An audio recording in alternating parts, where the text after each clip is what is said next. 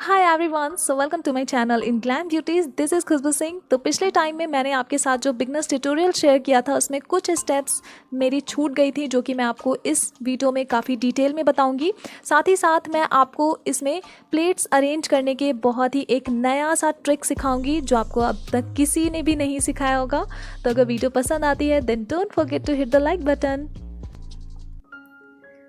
तो सबसे पहले अगर हम साड़ी की बात करें तो बहुत सारे लोगों ने मुझसे पूछा था कि पिछली वाली जो बिगनर ट्यूटोरियल थी उसमें मैंने कौन सा साड़ी वेयर किया था। तो वो साड़ी और ये साड़ी बिल्कुल सेम है। इस साड़ी का नाम है खान साड़ी और इसका जो लिंक या कोड होगा वो मैं आपको डिस्क्रिप्शन बॉक्स में दे दूँगी, तो आप एक बार चेकआउट कर सकते हैं। साड़ी की क्वालिटी काफ़ी अच्छी है, तो आप इसको डेली वेयर करने में इस्तेमाल कर सकते हो, या फिर अगर आप टीचर हो या फिर आप किसी ऐसे प्रोफेशन में हो जिसमें आपको साड़ी पहनना पड़ता है तो आप उसमें भी इसको यूज़ कर सकते हो। तो देखिए, सबसे पहले आपको क्या करना है कि अपने साड़ी को ऐसे सीधा करते हुए आपका जो पल्लू वाला पार्ट होता है उसको अपने लेफ्ट हैंड के साइड पे रख देना है। तो इस साड़ी का जो दूसरा हिस्सा होगा वो अपने आप आपके राइट की तरफ आ जाएगी। देखिए, ये साड़ी पहनने से पहले मैं थोड़ा सा आपको टिप देना चाहूँगी। अगर आपकी हाइट छोटी है और आप अट्रैक्टिव लगना चाहते हो साड़ी में, तो आप ब्लाउज़ के साथ अपनी चेंजेस कर सकते हो। आप ब्लाउज़ हॉल्टर नेक वाली पहन सकते हो, लेकिन उसके स्लीव्स आपकी एल्बो को अच्छे से हाइड करती हूँ, ये आपको ध्यान रखना है। साथ ही साथ अगर आपका पेट बाहर की तरफ निकला हुआ है तो आप अपनी ब्लाउज़ और पेटीकोट के बीच में ज़्यादा गैप ना रखें, और साथ ही साथ पेटीकोट की जो डोरी होती है उस डोरी को आपको ठीक अपनी बेली बटन के पास सामने की तरफ बांधना चाहिए, और पेटीकोट की जो एक्स्ट्रा फैब्रिक होती है उसको खींचकर आप सामने की तरफ ले आ सकते हो, ताकि आपकी दोनों ही साइड बिल्कुल अच्छे से क्लीन हो जाएं। और जो कॉर्नर पे पेटीकोट की डोरी बांधते हैं वो पेटीकोट की एक्स्ट्रा फैब्रिक अपने पीछे की तरफ रख सकते हैं। तो पेटीकोट क्योंकि हमारा साड़ी का बेस होता है, इसीलिए आप इसकी लेंथ थोड़ा सा कम ही रखें। और साड़ी को जब आप एक बेसिक राउंड लगाते हो तो नीचे की तरफ लेंथ आप इतना ही रखिए ताकि आप उसमें चलने फिरने में कंफर्टेबल रहें। और साथ ही साथ आप अगर बाहर में डेली वेयर करने वाली साड़ी पहन रहे हैं तो नीचे की तरफ आप अपनी साड़ी फॉल लगा लें, क्योंकि इससे फिर साड़ी की जो लाइफ होती है वो ज़्यादा बढ़ जाती है। बिना फॉल लगी हुई साड़ी बहुत जल्दी डैमेज हो जाती है और इससे उसका लाइफ भी बहुत कम हो जाता है, तो आप इसका ध्यान रखें। और एक बेसिक राउंड जब आप लगाते हो तो मेक श्योर फैब्रिक आप उतनी पहले ही मोड़ कर रख लें जितना आपको ऊपर की तरफ टक करना है, और बस एक बार आपको अपनी राइट साइड पे टक करनी है फैब्रिक, फिर लेफ़्ट साइड पे करनी है और वापस से आकर आपको राइट पे करनी है। तो ये ऐसे जब आपकी एक पूरी राउंड कंप्लीट हो जाती है तो फिर बीच में बची हुई आपकी जो फैब्रिक है उनको आपको टक करना है। तो आपने देखा स्टार्टिंग में मैंने 3 जगह पे पहले अपनी फैब्रिक को टक किया है। ये मैंने इसीलिए किया है ताकि नीचे की तरफ जो एक बेसिक राउंड की लेंथ है वो कहीं से भी गड़बड़ ना हो। कई बार ये जो लेंथ होती है वो ऊपर नीचे हो जाती है, तो इसीलिए आप ये वाला ट्रिक इस्तेमाल कर सकते हो अगर आप बिगनर हो तो। और अगर आप साड़ी हमेशा से पहनते आ रहे हो तो फिर तो आपकी हैबिट हो ही जाती है ऐसे करने की। तो यहाँ पे देखिए, जो फैब्रिक घूम कर हमारे राइट पे आती है उसको हम थोड़ा सा टाइट रखते हैं अपने बेसिक राउंड में, क्योंकि जब हम सामने वाले प्लेट्स बनाते हैं तो ऐसे भी यहाँ पे जो एक्स्ट्रा फैब्रिक बचती है वो अपने आप इस साइड को लूज़ कर देती है। तो स्टार्टिंग में आप अपनी बेस की एक राउंड बिल्कुल टाइट रखिए, वो बाद में प्लेट्स बनाते वक्त अपने आप लूज हो ही जानी है। तो देखिए, यहाँ तक मैंने इसको बिल्कुल अच्छे से टाइट करके रखा है और ये आपको अभी दिखेगी बिल्कुल क्लीन लुक सामने की तरफ। तो हमारा ये जो बेसिक राउंड है वो कंप्लीट हो चुका है। अब हम ऊपर वाली ही बॉर्डर को ऐसे पकड़ते हुए अपनी पल्लू के पार्ट तक जाएंगे। ऐसा इसलिए हम करते हैं क्योंकि अगर एक ही बार में हम पल्लू को उठाने की कोशिश करेंगे तो हमारी जो बॉर्डर है वो उलट पुलट हो सकती है। जिस बॉर्डर को नीचे होना चाहिए वो ऊपर हो सकती है और जिसको ऊपर होना चाहिए वो नीचे हो सकती है। तो इस तरीके से हम बॉर्डर को पकड़ते हुए सामने की तरफ लेकर आएंगे। साड़ी की जो लेंथ है वो काफ़ी अच्छी खासी है, तो अगर आप हेल्दी भी हो तो भी इस टाइप की साड़ियों में आपके सामने की तरफ बहुत ही ज़्यादा प्लेट्स बनेंगे। तो अब आपको क्या करना है कि अपने पल्लू को इस तरीके से पकड़ना है और रफली अरेंज करना है। रफली अरेंज करने के बाद आपको अपनी लेफ़्ट साइड की शोल्डर पे रखकर इसकी लंबाई देखनी है। तो अगर आप टीचर हो या फिर आप कहीं बाहर किसी प्रोफेशन में हो जहां आपको साड़ी पहनना है, अट्रैक्टिव लगने के लिए या फिर अपने जो पर्सनालिटी है उसको और भी ज़्यादा निखारने के लिए आप पल्लू की लेंथ थोड़ी सी ज़्यादा रख सकते हो। अब जहाँ पे आपकी शोल्डर तक ये आ रही थी फैब्रिक, आप वहाँ पे एक सेफ्टी पिन का इस्तेमाल कर लें। ये हमने मार्क कर लिया है कि हमें अपनी पल्लू को कहाँ तक अरेंज करना है। अब आपको पिन वाली साइड अपने राइट हैंड पे पकड़नी है और लेफ़्ट हैंड से आपको पीछे वाला फैब्रिक पकड़ना है। अब इसको ऐसे रफली अरेंज करते हुए आपको नीचे तक बढ़ना है। ये हम इसलिए ऐसा कर रहे हैं क्योंकि जो हमारी पल्लू की नीचे की तरफ लेंथ है वो ऊपर नीचे ना हो जाए। अब इस साइड को हम अपनी शोल्डर पे रखेंगे। तो ऐसे रखते आपको पता चल जाता है कि कौन सा बॉर्डर आपका किस साइड पे रहेगा। तो ये जो मेरी बाहर वाली बॉर्डर है, इस बॉर्डर को मैं अपने हाथों से इस तरीके से उठाऊंगी और पीछे वाली जो फैब्रिक है इसको मैं अरेंज करना शुरू करूंगी। तो देखिए ऐसे जब एक जगह पे आप प्लेट्स रख कर इनको अरेंज करना शुरू करते हो तो इससे आपको पता चल जाता है कि आप जो अगली प्लेट उठा रहे हो वो आपकी कितनी छोटी है या कितनी बड़ी है। तो अगर आप बिगनर हो तो ये वाला ट्रिक आप ज़रूर इस्तेमाल करें। आप एक ही बार में अपनी पूरी पल्लू की लेंथ को ऐसे अरेंज कर सकते हो। तो देखिए यहाँ पे मैं पतले पतले प्लेट्स बना रही हूँ और कोशिश मेरी यही है कि ये जो मैंने बॉर्डर पहले पकड़ा था उस बॉर्डर वाली चौड़ाई से बिल्कुल कम चौड़ाई में ही मैं पीछे के प्लेट्स को अरेंज कर पाऊँ। तो ये देखिए इस तरीके से मैंने काफ़ी जल्दी एक ही बार में अपने पूरे शोल्डर प्लेट्स को अरेंज कर लिया है। अब हमें क्या करना है कि पीछे वाली जो नीचे वाली बॉर्डर थी, अब हम उस साइड से इस प्लेट को अरेंज करना शुरू करेंगे। तो यहाँ पे आपको केवल एक ही चीज़ का ध्यान रखना है कि जो आपकी आगे वाली बॉर्डर है उस बॉर्डर से थोड़ी सी कम ही चौड़ाई वाले आपको प्लेट्स बनाने हैं ताकि ये बॉर्डर आपके पीछे वाले प्लेट्स को अच्छी तरीके से कवर कर ले।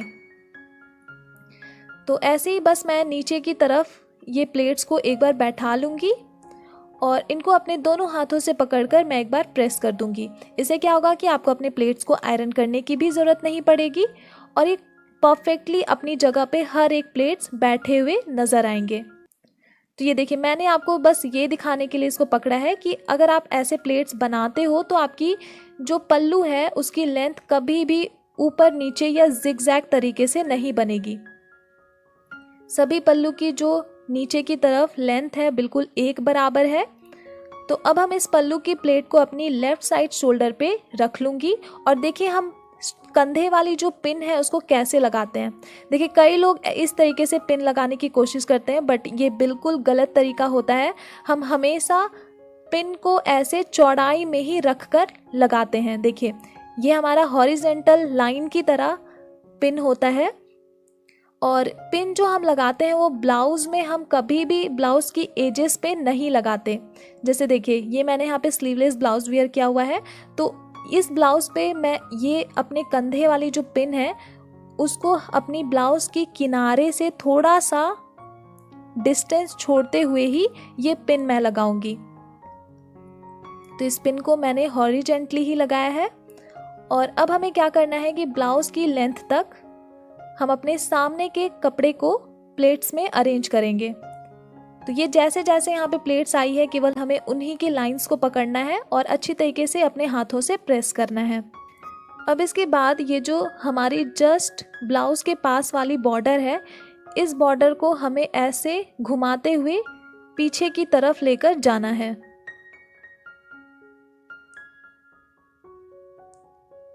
और यहाँ पे अब हम इसके बाद कोई भी सेफ्टी पिन का इस्तेमाल नहीं करेंगे। केवल एक ही सेफ्टी पिन हमने इसमें इस्तेमाल करना था जो कि हमने अपने कंधे पे यूज़ कर लिया है। तो देखिए कमर के पास जब हम फैब्रिक छोड़ते हैं तो हम इस तरीके से मेज़र करते हैं कि ये हमारे घुटने से ऊपर थोड़ी एरिया को अच्छे से टाइट करता है या नहीं। अगर वो लेंथ आपको मिल जाती है तो फिर कमर की आपकी प्लेट काफ़ी अच्छे से परफेक्टली सेट होती हैं। अब देखिए ये जो बेसिक राउंड हमने लगाया था इस बेसिक राउंड को हम अपनी बेली तक लेकर जाएंगे और फिर यहाँ से प्लेट अरेंज करना शुरू करेंगे। देखिए, अगर आपसे होता ये है कि आप अगर 2 उँगलियों का इस्तेमाल करके प्लेट्स आपसे नहीं बन पाती या प्लेट्स बीच से छूट जाती है, तो आप ये वाला ट्रिक का इस्तेमाल कीजिए। इसमें क्या करना है कि आपको अपने राइट हैंड के केवल साइड के दोनों उँगलियों को आपको सेपरेट करना है। बीच की सभी उँगलियां आपकी फैब्रिक के पीछे रहेंगी और जो साइड की दोनों उँगलियां हैं वो एक एक बार बाहर की तरफ निकल कर आपके प्लेट्स को पकड़ते हुए चलेगी। यहाँ पे जब आप प्लेट पकड़ते हो तो आपको केवल एक ही ध्यान रखना है कि कोई भी प्लेट आप ऊपर नीचे करके ना पकड़ें। आपको सभी प्लेट्स को एक बराबर में पकड़ने चाहिए, तभी सामने की तरफ हर एक प्लेट्स अपनी जगह पे बैठे हुए आ जाते हैं। नीचे वाली अगर कोई भी प्लेट आपकी मुड़ती या सिकुड़ती है तो आप फैब्रिक को थोड़ा सा झटका दे दीजिए। फैब्रिक को झटकने से जितने भी सिलवटें आती हैं वो अपने आप फ्री हो जाती हैं।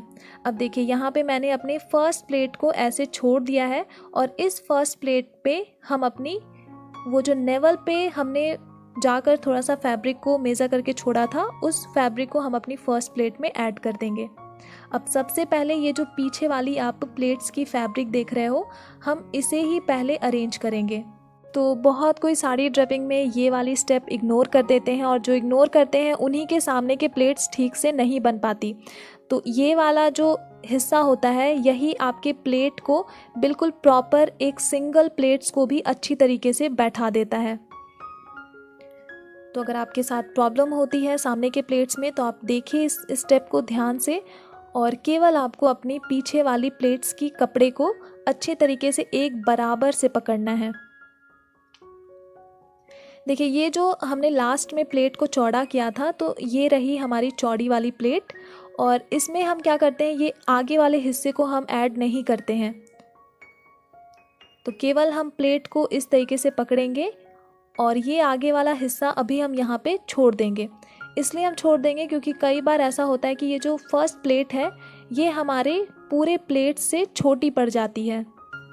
तो देखिए, आप लोगों के साथ भी ये प्रॉब्लम होता होगा। ये देखिए, जब मैं इस प्लेट को इसमें ऐड करूँगी और जब इसको मैं टक करूँगी तो ये क्या होता है कि और सभी प्लेट से थोड़ी सी छोटी पड़ जाती है।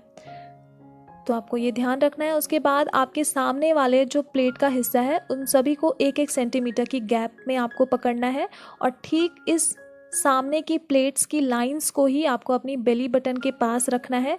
नीचे आपको लेंथ देख लेने हैं और ठीक अपनी बेली बटन के पास रखकर इन पूरे फैब्रिक को अंदर की तरफ टक कर देना है।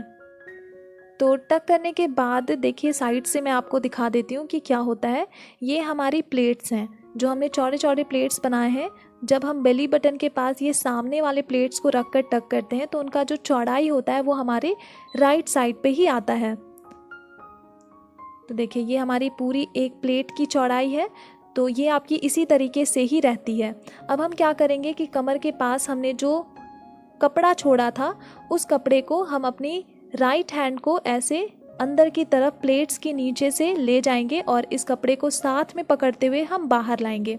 देखिए, ये जो बॉर्डर है ना, इस बॉर्डर को हमें ऊपर से पहले टाइट करना है और कमर पे ये बॉर्डर अगर आपकी मुड़ जाती है या सिकुड़ जाती है तो इससे आपके पूरी लुक पे अफेक्ट पड़ता है।